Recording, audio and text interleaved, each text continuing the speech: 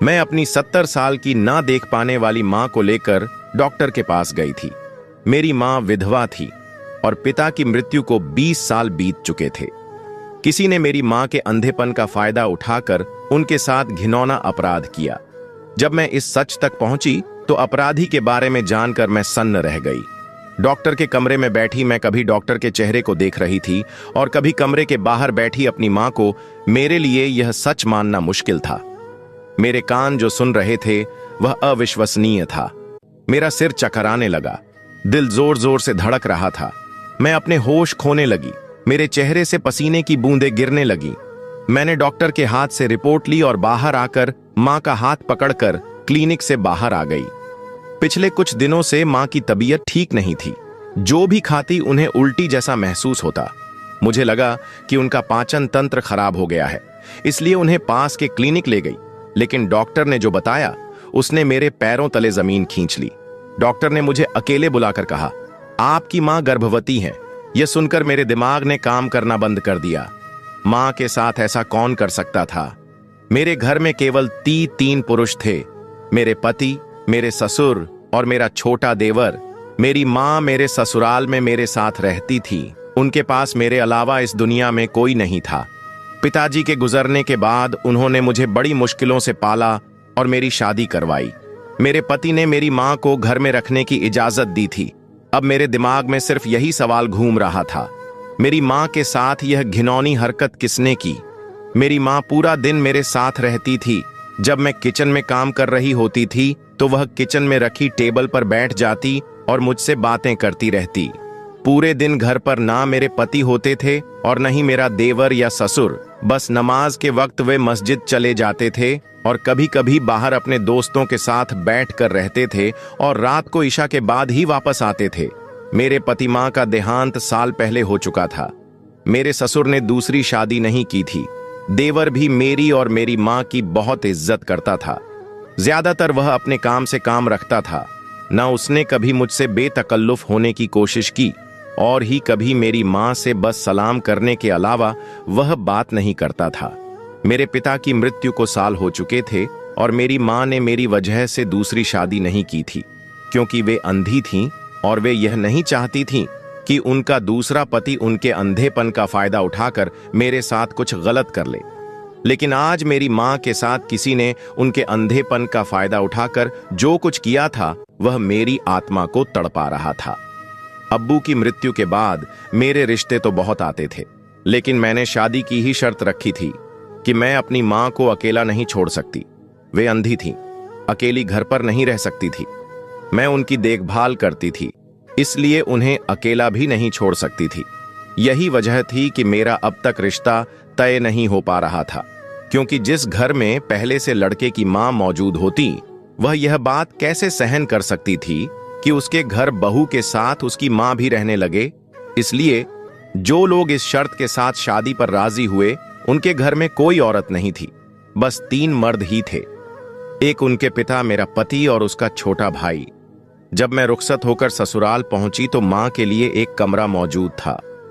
मेरे पति मेरी मां की बहुत इज्जत भी करते थे। देवर यूनिवर्सिटी में पढ़ता था और ज्यादा वक्त घर से बाहर ही रहता था। ऐसा कुछ भी नजर नहीं आ रहा था कि मैं इन लोग पर शक करती, लेकिन जो रिपोर्ट उस वक्त मेरे हाथ में थी वह मुझे कुछ और ही समझा रही थी। ना चाहते हुए भी मेरी सोच अपने घर में मौजूद मर्दों की तरफ जाने लगी। मैं एक बहुत बड़ी मुसीबत में फंस चुकी थी। बेशक मेरा पति बहुत अच्छा था, मेरा और मेरी मां का बहुत ख्याल भी रखता था, लेकिन मेरी मां के साथ जो हुआ था, अगर यह बात मैं ससुराल में पूछती तो यकीनन मां के साथ मुझे भी घर से बाहर कर दिया जाता। मैं बहुत परेशान थी। जब घर पहुंची तो मां को भी कुछ नहीं बताया। उन्हें जैसे ही खबर सुनाती तो शायद उनका बीपी हाई हो जाता। वे पहले ही ब्लड प्रेशर की मरीज थी। मेरा दिमाग बिल्कुल मो चुका था। किस पर शक करती, कौन था जो ऐसी घटिया हरकत कर रहा था? घर पर पहुंचकर चकरा सिर के साथ मैं अपनी मां के कमरे में ही उनके साथ बैठ गई। क्या बात है बेटा, कब से चुप होकर बैठी हो? क्या कहा डॉक्टर ने? मां ने मुझसे पूछा, क्योंकि मैं बहुत बातूनी किस्म की लड़की थी, हर वक्त बातें करती रहती थी। लेकिन आज तो जैसे मेरी बोलती ही बंद हो चुकी थी। हाँ कुछ नहीं मां, डॉक्टर ने दवा दी है, आप ठीक हो जाएंगी माँ, आप आराम करें। ये कहकर मैंने माँ को उनके बेड पर लेटा दिया और खुद किचन में आकर खाना तैयार करने लगी। लेकिन मेरा दिमाग लगातार अपनी माँ की तरफ था।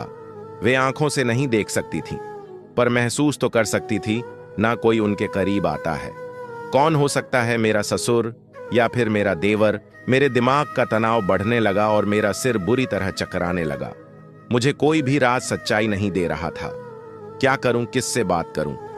पति अपने पिता और भाई के बारे में कभी भी ऐसी बात बर्दाश्त नहीं करेंगे, और मां से कैसे बात करूं, कैसे बताओ उन्हें? फारूक ऑफिस से वापस आए तो मेरे लिए गुलाब के फूल और गजरे लेकर आए, लेकिन मैं मुस्कुरा भी ना सकी। मैं जिस मुसीबत से गुजर रही थी वह मेरे लिए नाकाबिले बयां थी। बर्दाश्त से बाहर था कि मुझे चुप देखकर मुझसे कुछ कहने लगे। क्या हुआ, चुप क्यों हो? तबीयत तो ठीक है ना तुम्हारी? मैं क्या जवाब देती? मैंने कहा कि मेरे सिर में दर्द है। कहने लगे, खाना खा लो फिर दवा ले लेना। मैं सोच रहा था कि खाने के बाद लॉन्ग ड्राइव पर जाएंगे, लेकिन तुम्हारी तबीयत ठीक नहीं है, इसलिए तुम आराम करो। खाना खाने के बाद मैं अपने कमरे में आ गई और मम्मी के रिपोर्ट्स अलमारी में छुपा दी। मैं यह जानना चाहती थी कि आखिर मम्मी के कमरे में आता कौन है। रात को जब फारूक कमरे में आए तो मैंने कहा, मम्मी की तबीयत कुछ ठीक नहीं है, मैं उनके साथ सोना चाहती हूं। मेरी बात सुनकर उन्होंने ऐतराज नहीं किया। कहने लगे, इसमें पूछने की क्या बात है, तुम जाओ अपनी मां का ख्याल रखो। फारूक बहुत अच्छे इंसान थे, वह मुझे कभी मेरी मां के मामले में सख्ती नहीं करते थे। मैं मम्मी के साथ जाकर लेट गई। मम्मी सो रही थी, लेकिन नींद में उनकी बड़बड़ाहट सुनकर मेरे तो होश उड़ गए। इसका मतलब कोई रात को मेरी मां के पास आता है। मैं पूरी रात सो नहीं पाई। रात भर कोई कमरे में आया भी नहीं था। सुबह नाश्ते के बाद फारूक और मेरा छोटा देवर घर से चले गए। मेरे ससुर अपने कमरे में चले गए। मैं मम्मी को अपने कमरे में ले आई और उनसे पूछा कि रात को उनके कमरे में कौन आता है। जो कुछ मेरी मां ने बताया मेरे होश उड़ाने के लिए काफी था। मुझे पहले शक मेरे ससुर पर हुआ था, क्योंकि घर में हर वक्त वही मौजूद होते थे। लेकिन फिर यह भी ख्याल आया कि वह 5 वक्त बाजा नमाज पढ़ते हैं। मेरा दिल बहुत अजीब सा होने लगा। एक तरफ तो वह हर वक्त नमाज पढ़ते हैं कि बातें करते हैं, और दूसरी तरफ कभी मुझे अपने देवर पर शक होने लगता, जो रात तक जागता रहता था। उसके कमरे से टीवी की आवाजें आती थीं। एक बार वह मुझे कहने लगा, आप बिल्कुल अपनी मां पर गई हैं। आपकी मां बहुत खूबसूरत है, आपकी मां के बजाय बड़ी बहन लगती है। यह बात उसने मेरी शादी के शुरू के दिनों में कही थी। मैंने हंसकर टाल दिया था, लेकिन अब जहन में आते ही मेरे अंदर ऐसी आग लग गई थी जो नाक़ाबिले बर्दा थी। कोई मेरी मां को बेहोश करके उनके साथ जबरदस्ती करता था। मेरी मां को महसूस होता था कि उनके साथ कुछ गैरत की काम किया जा रहा है, लेकिन वह घनोदगी में होती थी। मेरे लिए यह बात नाक़ाबिले बर्दाश्त हो गई थी। शर्म नहीं आती उस शख्स को जो एक अंधी निहत थी और बीमार औरत को हवस का शिकार बनाते हुए इतनी घटिया हरकत करता है। मेरी बेबसी यह थी कि अगर मैं आवाज उठाती तो तलाक का दाग मुझे मिल जाता। फारूक लाख अच्छे सही, लेकिन अपने पिता के खिलाफ बात नहीं सुनेंगे और न ही मानेंगे। जाहिरा तो मेरे ससुर भी मेरी मां को बहन जी कहते थे। मेरे सामने तो उन्होंने कभी नजर उठाकर भी मेरी मां को नहीं देखा था, लेकिन जो कुछ वह शराफत की आड़ में कर रहे थे वह बहुत घटिया काम था। मुझे अपने ससुर पर गुस्सा आने लगा। एक बार वह बाजार से मेरे लिए फल लेकर आए तो 1 किलो सेब अलग से मुझे पकड़ाए।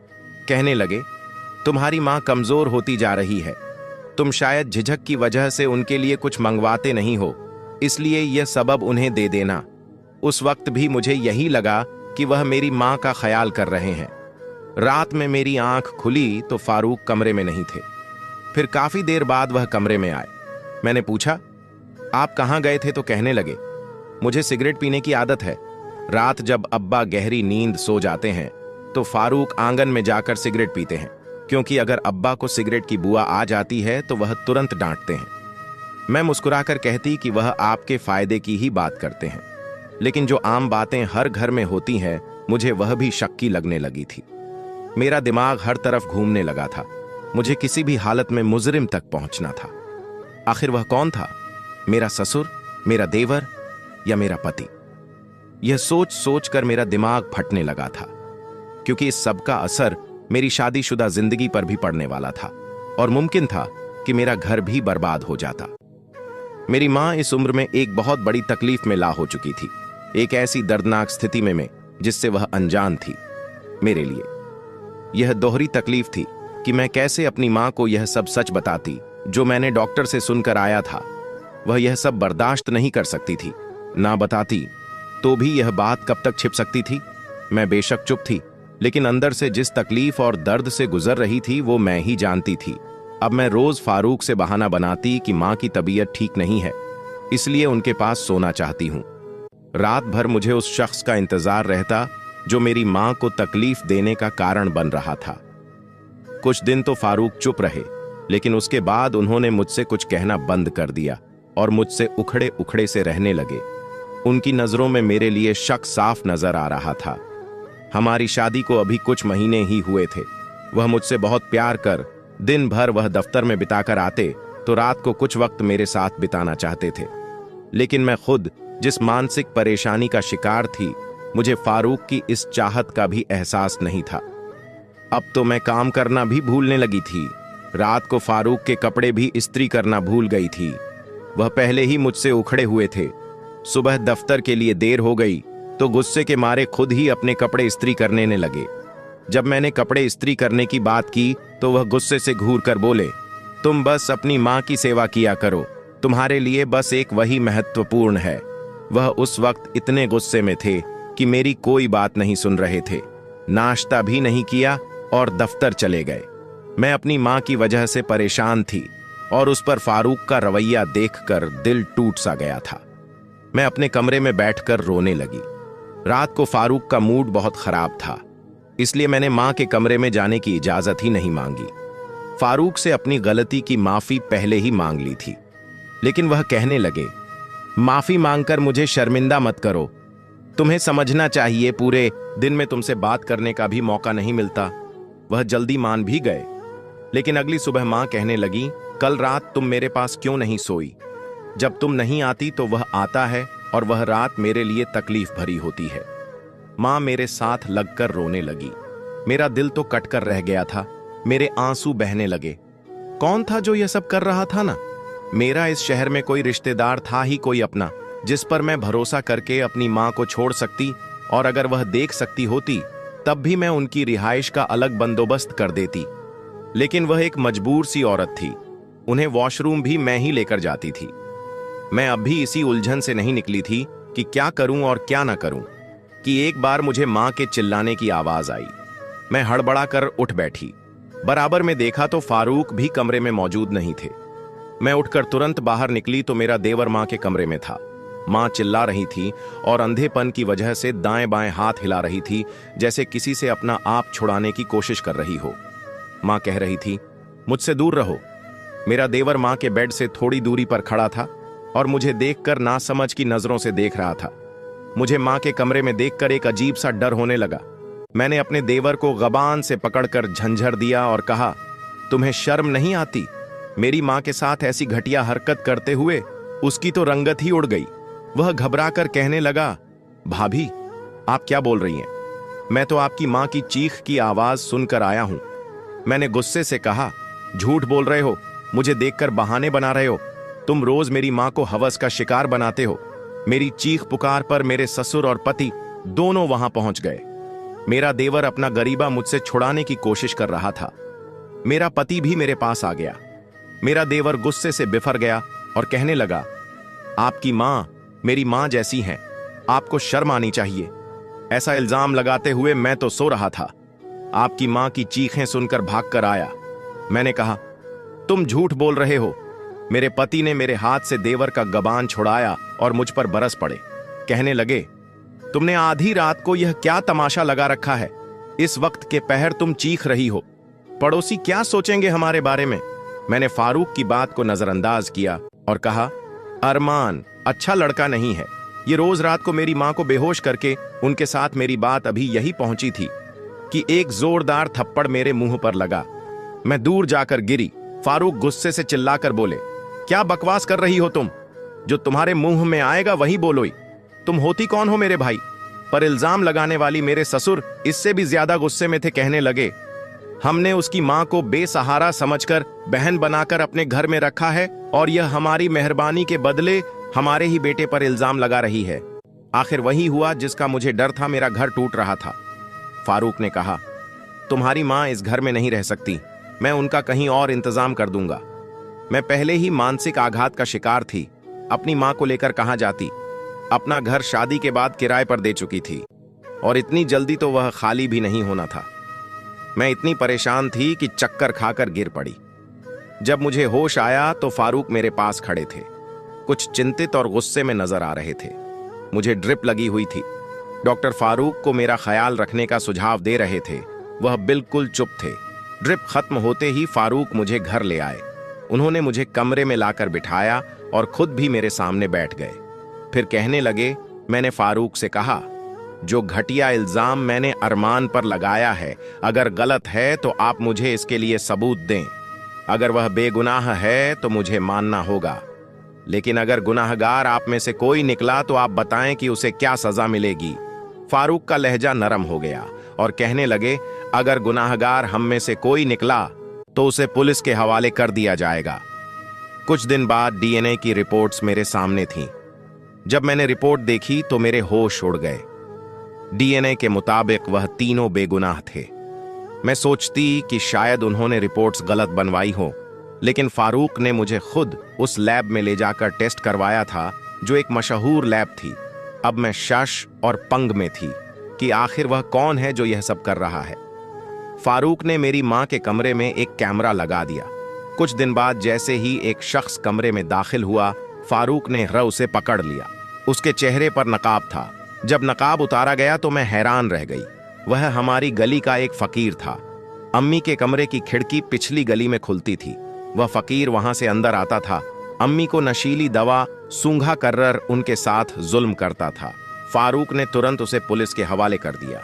मैंने सबसे हाथ जोड़कर माफी मांगी कि साथ जाकर मैंने अपनी मां का डीएनए भी करवाया ताकि कोई शक ना रहे। मैंने सोचा कि हर इंसान बुरा नहीं होता। घर वालों के मशवरे और अम्मी की रजामंदी से मैंने उन्हें अस्पताल ले जाकर वहां उनका गर्भपात करवा दिया, क्योंकि इस मामले में मेरी अम्मी की कोई गलती नहीं थी। वह किसी और के गुनाह का बोझ उठा रही थी और गुनाहगार अब सलाखों के पीछे था। इसके बाद फारूक ने अम्मी के लिए एक नौकरानी का बंदोबस्त कर दिया, जो आज भी उनके साथ रहती है और उनका ख्याल रखती है।